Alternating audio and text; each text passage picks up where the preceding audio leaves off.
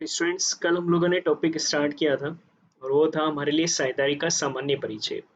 हमने कहा था कि साझेदारी के सामान्य परिचय को हम लोग 3-4 पार्ट में डिवाइड कर रहे हैं। पहले वाले में हम लोग थ्योरी को रीड करेंगे, फिर प्रैक्टिकल, देन आफ्टर हमारे लिए कुछ घटनाएं आएंगी और फिर कुछ अन्य स्थिति हम लोग पढ़ेंगे। तो पहला हिस्सा हम लोग थ्योरी को स्टार्ट कर रहे हैं और उसमें सबसे पहला आता है साझेदारी। पार्टनरशिप कहते हैं किसको है? देखो ध्यान से समझना, पार्टनरशिप क्या होता है। जब भी ना दो व्यक्ति हैं, मान लीजिए एक्स है और एक है बेटा वाई, और ये दोनों मिलकर ना आपस में किसी बिजनेस को चलाते हैं, और इस बिजनेस से जो भी लाभ होगा ना, उस लाभ को आपस में बांटेंगे। ये सबसे बड़ा जरूरी है कि जो भी एक्स और वाई के बिजनेस से जो भी लाभ होगा वो लाभ आपस में बांटेंगे। ये जरूरी नहीं है कि इस व्यवसाय का संचालन कौन कर रहा है। संचालन का मतलब चला कौन रहा है। हो सकता है कि इसका संचालन सिर्फ वाई कर रहा हो सकता है कि सिर्फ एक्स कर रहा हो, या दोनों मिलकर भी कर सकते हैं। मेन कहने का मतलब हमारे लिए यहाँ ये रहेगा कि व्यवसाय का संचालन कौन कर रहा है, ये इम्पोर्टेंट नहीं है। इम्पोर्टेंट ये है हमारे लिए कि यहाँ जो भी प्रॉफिट हमारे लिए होगा, उस प्रॉफिट को आपस में बांटना जरूरी है। अगर कुछ व्यक्तियों के बीच में किसी व्यवसाय के लाभों को आपस में बांटने का एक अनुबंध होता है, चाहे उसका संचालन उनमें से किसी एक के द्वारा या उन सबके द्वारा मिलकर किया जाए, तो उस व्यवसाय के स्वरूप को हम लोग यहाँ पर साझेदारी कहते हैं। तो बेसिकली पार्टनरशिप में ना होता यह है कि दो या दो से ज्यादा से ज्यादा बेटा 50 व्यक्ति मिलकर बेटा यहाँ पर एक साझेदारी व्यवसाय को कर सकते हैं। तो दो या दो से ज्यादा व्यक्ति मिलकर ना एक व्यवसाय का संचालन, व्यवसाय के लाभों को आपस में बांटने का एक अनुबंध करते हैं। अनुबंध करने का मतलब एग्रीमेंट करते हैं। उसके लाभ दो सभी आपस में बांटेंगे। किस हिसाब से बांटेंगे? जो भी इनका पूर्व में निश्चित अनुपात होगा, उस अनुपात में ये लोग लाभों को आपस में बांटेंगे। ये जरूरी नहीं कि इस व्यवसाय का संचालन ये लोग आपस में मिलकर कर रहे हो या एक ही कर रहा हो तो भी ये साझेदारी कहलाएगा।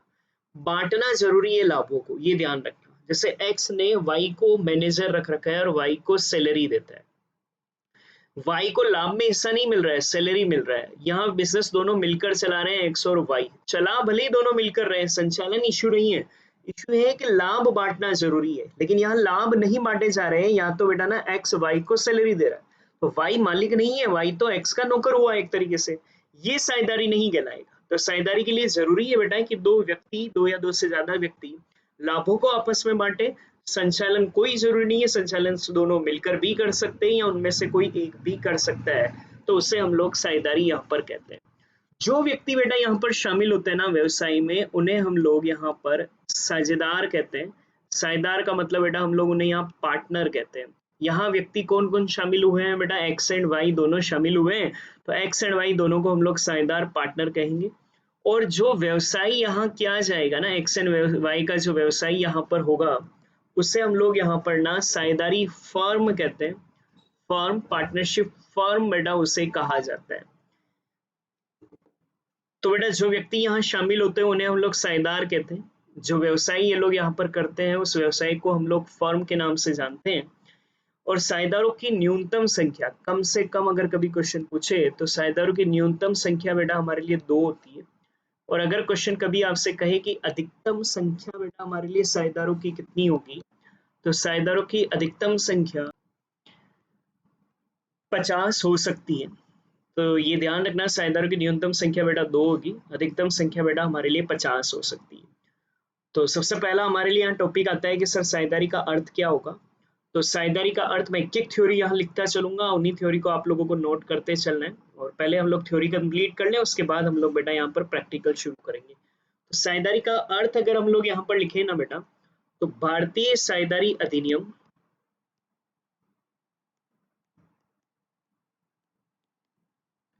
भारतीय साझेदारी अधिनियम 1932 बना हुआ है। भारतीय साझेदारी अधिनियम, साझेदारी पर एक एक्ट लागू होता है बेटा, जैसे हम लोग साझेदारी अधिनियम 1932 कहते हैं। तो भारतीय साझेदारी अधिनियम 1932 की धारा 4 के अनुसार इसकी डेफिनेशन दी हुई है कि धारा सेक्शन 4 के अनुसार, सबसे पहले तो आप ये याद रखना है कि बेटा ना दो या दो से अधिक व्यक्तियों के बीच में एक अनुबंध होता है जो व्यवसाय के लाभों को आपस में बांटने का निश्चय करते हैं। उसका संचालन बेटा उन सबके द्वारा अथवा उनमें से किसी एक व्यक्ति के द्वारा किया जाता है। ये हमारे लिए साझेदारी मीनिंग कहलाएगा। तो लिखें, साझेदारी उन व्यक्तियों के मध्य, डेली नोटबुक तैयार करते चलना बेटा, साझेदारी उन व्यक्तियों के मध्य पारस्परिक संबंध है, पारस्परिक संबंध है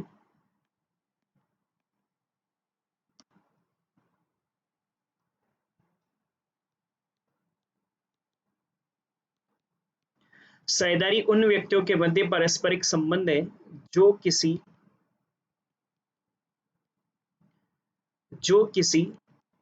ऐसे व्यापार के लाभों को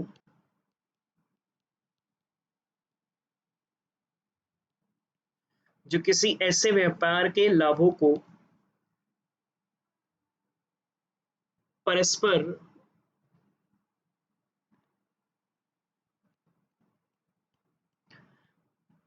विभाजन करने के लिए सहमत हुए,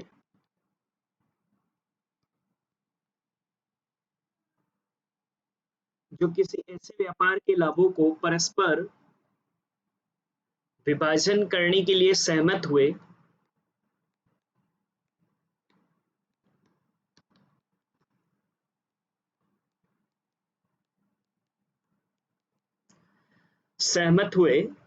हैं, जिसका संचालन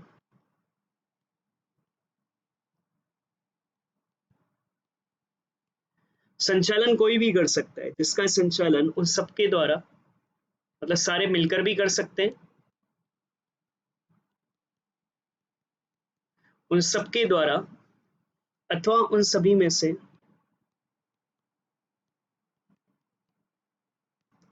अथवा उन सभी की ओर से, उन सभी की ओर से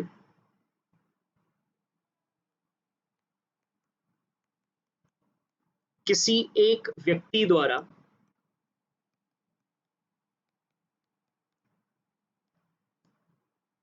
भी किया जा सकता है। तो ये बेटा हमारे लिए साझेदारी की डेफिनेशन रहेगी। देखो क्या याद रखोगे, भारतीय साझेदारी अधिनियम 1932 की धारा 4 के अनुसार साझेदारी उन व्यक्तियों के मध्य पारस्परिक संबंध है, साझेदारी उन व्यक्तियों के मध्य पारस्परिक संबंध है जो किसी ऐसे व्यापार के लाभों को, साझेदारी उन व्यक्तियों के मध्य पारस्परिक संबंध है जो किसी ऐसे व्यापार के लाभों को परस्पर विभाजन करने के लिए सहमत हुए हैं, जिसका संचालन उन सबके द्वारा अथवा उन सभी की ओर से किसी एक व्यक्ति द्वारा किया जा सकता है। तो बेटा ये हमारे लिए साझेदारी की डेफिनेशन कहलाएगी। तो साझेदारी अधिनियम 1932 की धारा 4 के अनुसार साझेदारी उन व्यक्तियों के मध्य पारस्परिक संबंध है, साझेदारी उन व्यक्तियों के मध्य पारस्परिक संबंध है जो किसी ऐसे व्यवसाय के लाभों को पारस्परिक विभाजन करने के लिए सहमत होते हैं, जिसका संचालन उन सबके द्वारा अथवा उनमें से किसी एक व्यक्ति के द्वारा भी किया जा सकता है, उसे हम लोग यहाँ पर बेटा साझेदारी कहेंगे। एक और नोट बेटा यहाँ पर लिख लेना, नोट बनाकर लिख लेना, जो व्यक्ति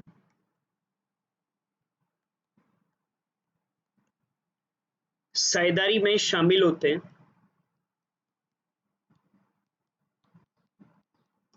जो व्यक्ति साझेदारी में शामिल होते हैं उन्हें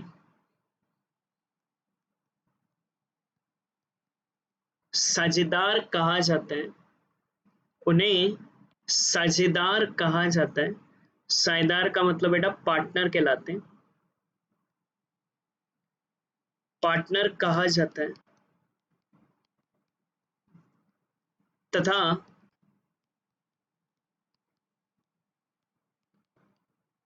साझेदारी व्यवसाय को, पूछ ले एग्जाम में कि साझेदारी व्यवसाय को क्या कहते हैं, फर्म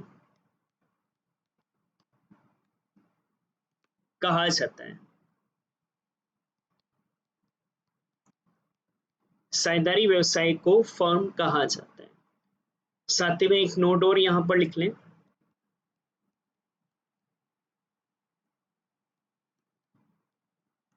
साझेदारी में पार्टनरशिप जो हम लोग बना रहे हैं, साझेदारी में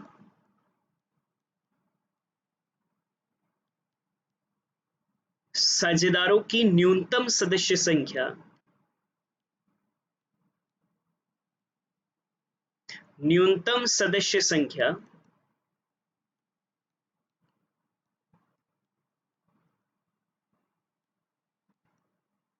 2 होती है, कम से कम 2 साझेदार होनी चाहिए बेटा, तथा अधिकतम सदस्य संख्या,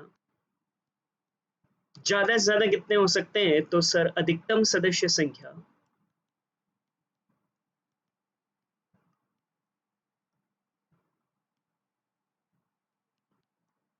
50 हो सकती है। यह आप लोगों का पहला थ्योरी कंटेंट, हमने कहा था कि 4 थ्योरी कंटेंट हम लोगों को पढ़ने हैं बेटा, उनमें से हमारा सबसे पहला हिस्सा फिनिश होता है और वो है बेटा हमारे लिए साझेदारी का अर्थ। एक बार फटाफट से रिव्यू कर लेते हैं, साझेदारी का अर्थ क्या होगा। तो देखो, भारतीय साझेदारी अधिनियम 1932 की धारा 4 के अनुसार साझेदारी उन व्यक्तियों के मध्य पारस्परिक संबंध हैं जो किसी ऐसे व्यापार के लाभों को पारस्परिक विभाजन करने के लिए सहमत होते हैं, जिसका संचालन उन सबके द्वारा अथवा उनमें से किसी एक व्यक्ति द्वारा भी किया जा सकता है। उसे हम लोग बेटा ना यहाँ पर साझेदारी कहते हैं। साझेदारी व्यवसाय में जो व्यक्ति शामिल होते हैं बेटा, उन्हें हम लोग साझेदार कहते हैं। और साझेदारी व्यवसाय को ना बेटा हम लोग यहाँ पर फर्म के नाम से जाना जाता है।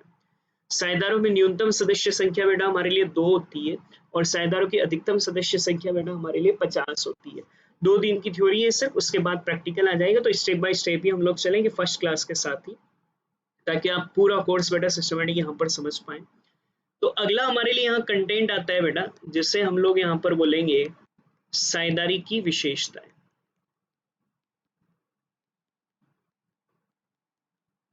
कि साझेदारी की विशेषताएं क्या होती हैं, उससे हम लोग रीड करेंगे। तो देखो, सबसे पहली विशेषता तो होगी बेटा, साझेदारी व्यवसाय में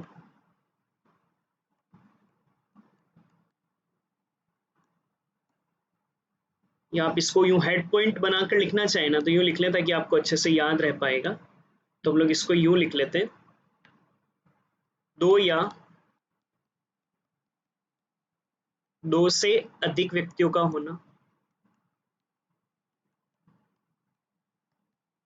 तो पहली विशेषता तो ये कि यहाँ बेटा 2 या 2 से अधिक व्यक्ति होंगे, तो आप लोग इसमें ऐसा लिख देंगे ना, ऊपर हमने जो लिखा है, साझेदारी व्यवसाय में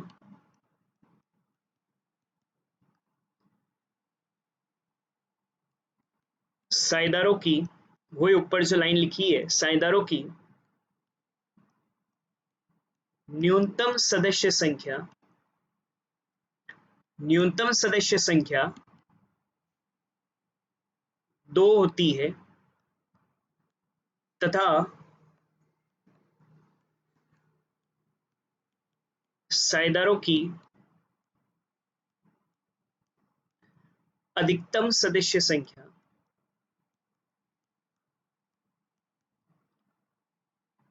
50 हो सकती है।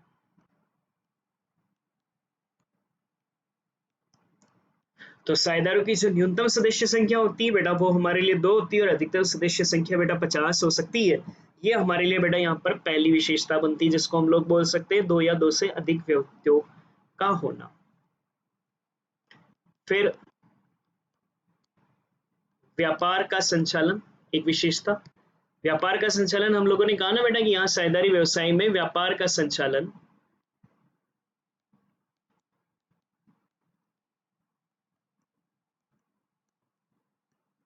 व्यापार का संचालन सब मिलकर भी कर सकते हैं और उनमें से कोई एक भी कर सकता है। तो व्यापार के संचालन में हम लोग क्या लिख देंगे बेटा, साझेदारी, थोड़ा सा राइटिंग का इश्यू रहेगा क्योंकि बेटा ना सामने वाली स्क्रीन पर लिखना पड़ता है, तो वो आप थोड़ा सा मैनेज कर लें। 2 दिन का ही आज और कल का थ्योरी है, फिर तो प्रैक्टिकल में कोई इश्यू नहीं रहेगा। साझेदारी व्यापार का संचालन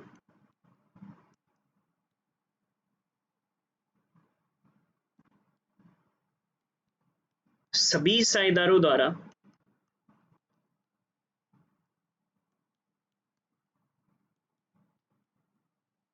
आपस में मिलकर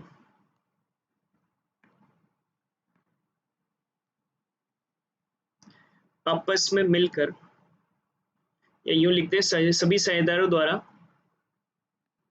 अथवा उनमें से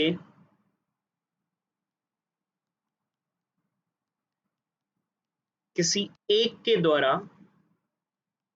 एंड टू एंड लिखते चले बेटा ना, नोटबुक तैयार होती जाएगी, किसी एक के द्वारा किया जा सकता। तो बेटा व्यापार का संचालन बेटा हमारे लिए सभी साझेदारों द्वारा अथवा उनमें से किसी एक के द्वारा किया जा सकता है, तो ये हमारे लिए दूसरी विशेषता।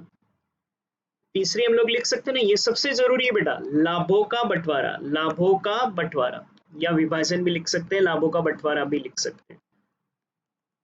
जो भी प्रॉफिट होंगे वो एक ही जने को मिलेंगे या एक से ज्यादा जनों को, तो सर जितने पार्टनर हैं सबको मिलेंगे।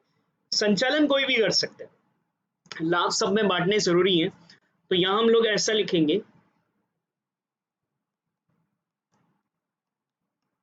साझेदारी व्यवसाय के लाभों को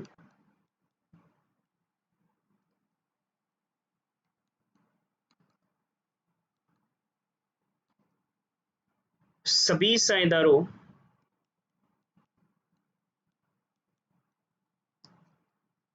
साझेदारों में उनके पूर्व निश्चित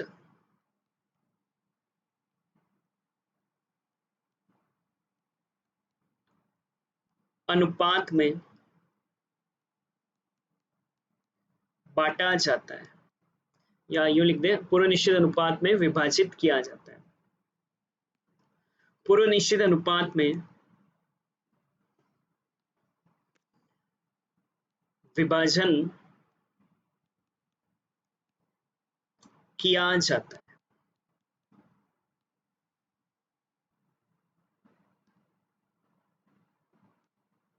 चौथी विशेषता, साझेदारों के मध्य अनुबंध। अनुबंध का मतलब एग्रीमेंट होगा बेटा इन सबके बीच में कि हम लोग ये व्यवसाय करेंगे, लाभ इतना इतना हम लोग बांटेंगे, जो अपन ने कहा ना पूर्व निश्चित अनुपात, जो डिसाइड किया गया है कि एक्स को कितना मिलेगा लाभ, वाई को कितना मिलेगा, इसका एक पूरा एग्रीमेंट होना चाहिए। तो हम लोग यहाँ लिखेंगे साझेदारी व्यवसाय में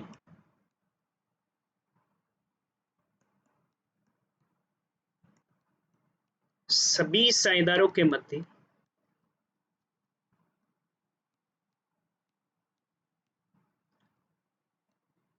अनुबंध एग्रीमेंट होना चाहिए, होना आवश्यक है।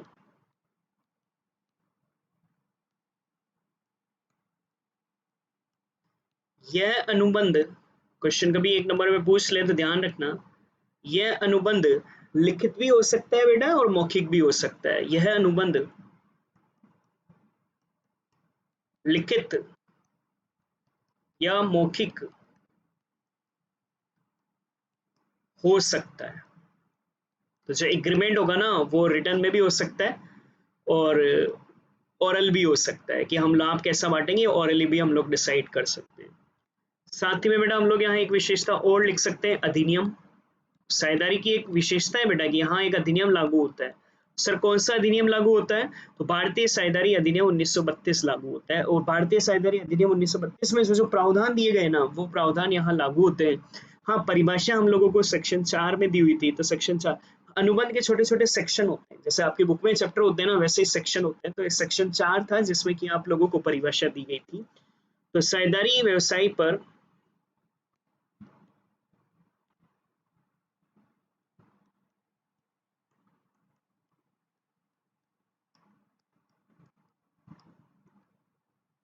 साझेदारी व्यवसाय पर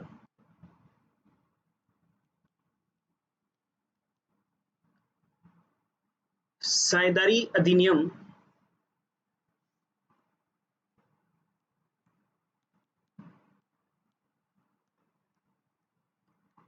1932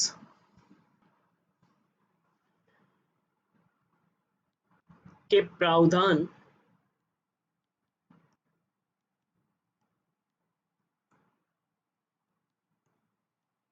लागू होते हैं।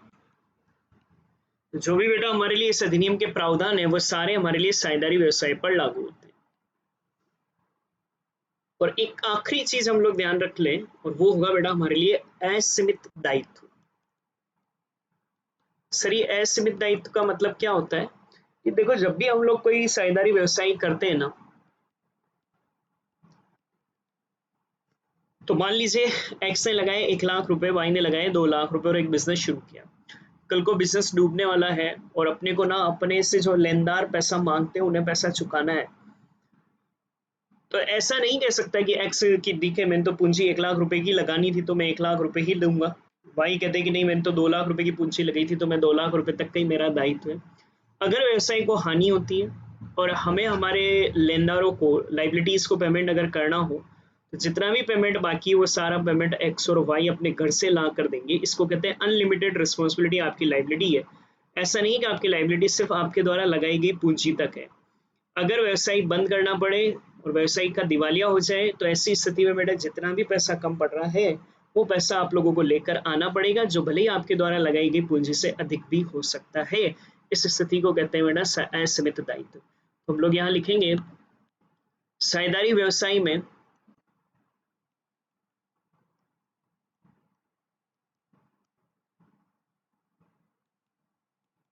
साझेदारों का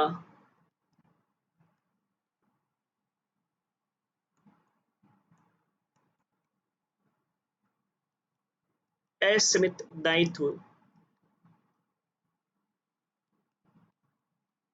होता है।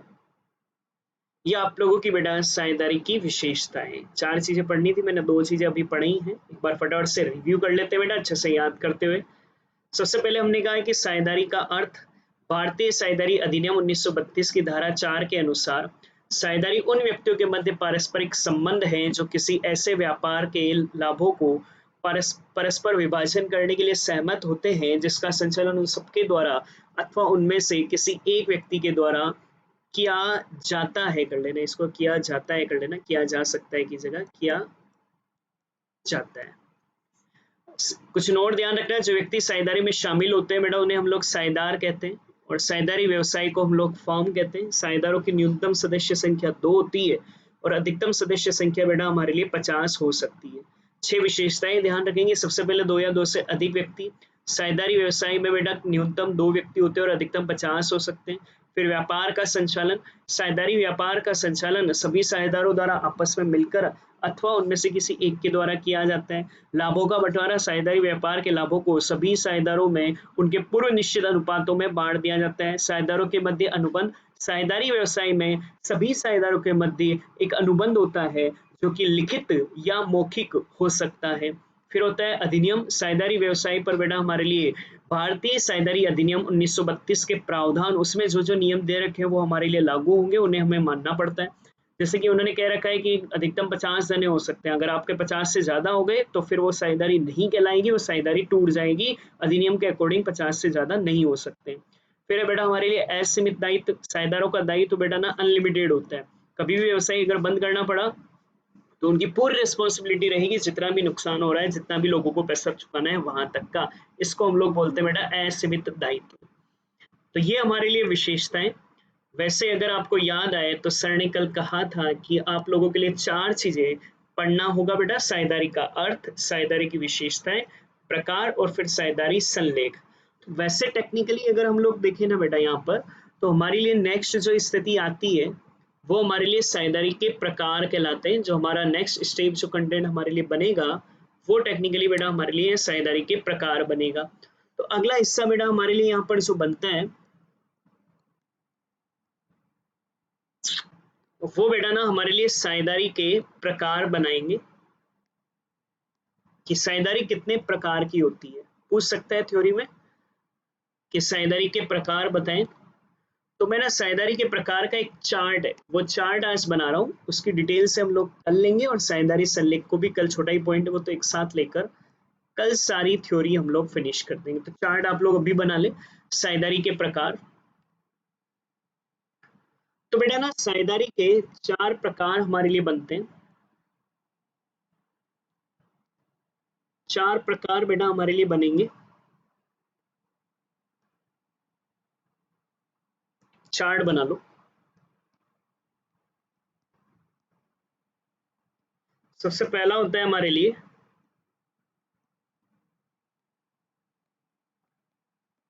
दायित्व के अनुसार साझेदारी। सबसे पहला होता है बेटा हमारे लिए दायित्व के अनुसार साझेदारी।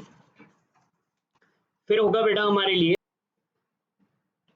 सेकंड समयानुसार साझेदारी।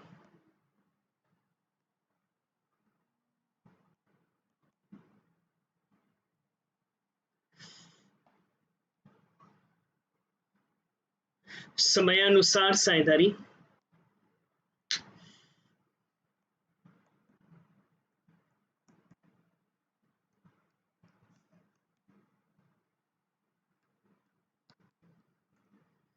थर्ड उद्देश्यानुसार साझेदारी।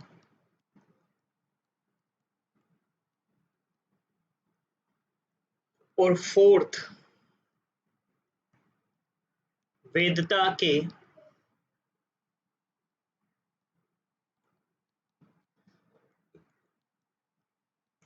अनुसार साझेदारी।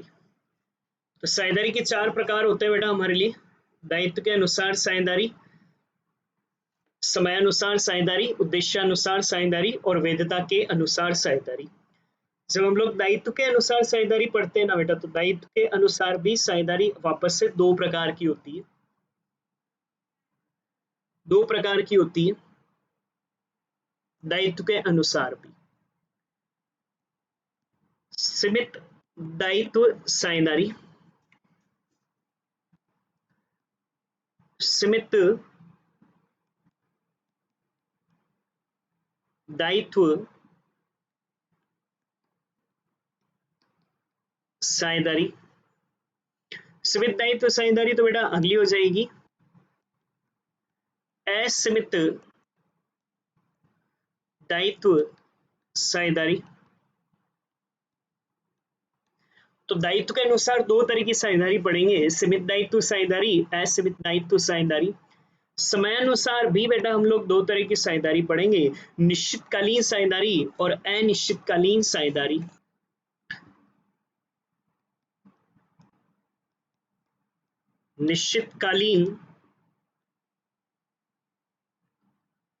निश्चितकालीन साझेदारी थोड़ा सा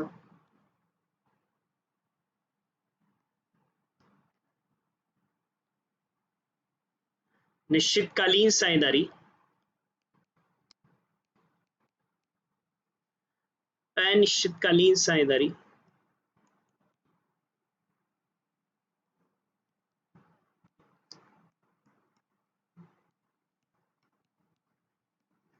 और बेटा ना उद्देश्यानुसार भी दो तरह की साझेदारी पढ़ेंगे,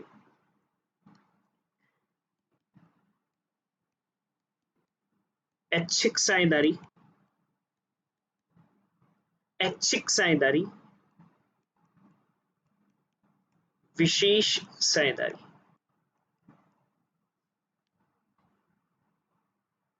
और वैधता के अनुसार भी दो तरह की साझेदारी पढ़ेंगे, एक को बोलेंगे वैध साझेदारी और एक बोलेंगे बेटा हम लोग अवैध साझेदारी। वैध साझेदारी, अवैध साझेदारी। तो देखो टोटल मिलाकर 8 तरह की साझेदारी पढ़ना रह गया। साझेदारी के प्रकार और किसी के भी अंतर को पूछ सकता है वो, सीमित असीमित में अंतर बताओ, निश्चितकालीन अनिश्चितकालीन में अंतर, ऐच्छिक विशेष में अंतर, वैध अवैध में अंतर। तो कोई भी डिफरेंस तुमसे पूछा जा सकता है, किसी का अर्थ पूछा जा सकता है, इसलिए हम लोग इसको पूरा स्टडी करेंगे। तो साझेदारी के प्रकार बेटा दायित्व के अनुसार दो तरह की, सीमित दायित्व साझेदारी, असीमित दायित्व साझेदारी। समयानुसार साझेदारी में बेटा निश्चितकालीन साझेदारी, अनिश्चितकालीन साझेदारी। उद्देश्यानुसार साझेदारी में बेटा ऐच्छिक साझेदारी, विशेष साझेदारी। वैधता के अनुसार साझेदारी में वैध साझेदारी व अवैध साझेदारी हम लोग रीड करेंगे। तो कल हम लोग इसको करते हैं। तो आज हमने दो मेन चीजें करी बेटा, साझेदारी का अर्थ करा है, विशेषताएं करी, अच्छे से नोट डाउन कर याद कर ले, प्रकार का चार्ट बना ले। कल हम लोग बेटा साझेदारी के प्रकार को डिक्टेट करेंगे, इनके बारे में डिटेल लिखेंगे और फिर साझेदारी से लेके अभाव में लागू होने वाले नियमों को पढ़ेंगे। कैसा लग रहा है? चैनल को लाइक जरूर करें, बताएं जरूर कि आपको कितना समझ में आ रहा है कमेंट देकर। ओके बेटा, थैंक्स, बाकी कल करते हैं।